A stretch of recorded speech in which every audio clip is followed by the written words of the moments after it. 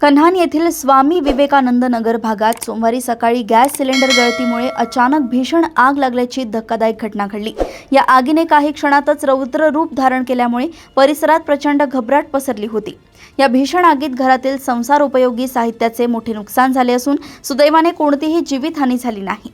स्थानिक नागरिकांनी आणि लोकप्रतिनिधींनी दाखवलेल्या प्रसंगावधानामुळे एक फार मोठी दुर्घटना घडता टळली आहे।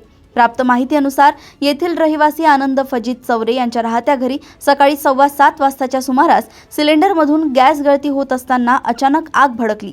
परिस्थिती हाताबाहेर जात असल्याचे पाहून कुटुंबियांनी तातडीने कन्हान नगर परिषदेचे नगराध्यक्ष राजेंद्र शेंद्रे आणि नगरसेवक हरीश तिडके यांना याची माहिती दिली।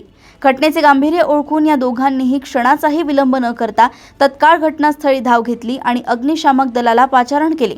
मात्र अग्निशामक दलाची गाडी पोहोचेपर्यंत आग अधिक भडकू नये म्हणून नगराध्यक्ष राजेंद्र शेंद्रे आणि नगरसेवक हरीश तिडके यांनी स्वतः अग्निशामक यंत्र हातात घेऊन आग विझवण्याचा प्रयत्न सुरू केला।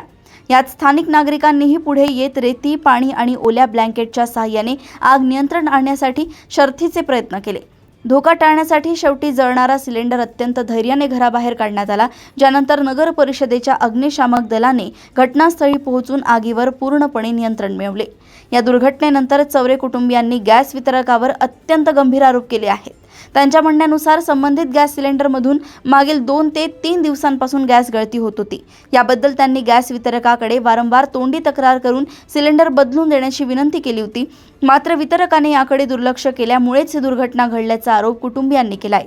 जर वितरकाने वेळीच दखल घेतली असती तर चौरे कुटुंबाचे हे नुकसान टाळता आले असते, अशी संतप्त भावना परिसरातील नागरिकांनी व्यक्त केली आहे। या संपूर्ण प्रकरणाची माहिती कन्हान पोलीस ठाण्यात देण्यात आली असून संबंधित सिलेंडरची तांत्रिक तपासणी करून निष्काळजीपणा करणाऱ्यांवर कठोर कारवाई करावी आणि चौरे कुटुंबाला आर्थिक नुकसान भरपाई मिळावी, अशी आग्रही मागणी आता नागरिक करतायत। कन्हान येथून मोतीराम रहाटे यांची रिपोर्ट।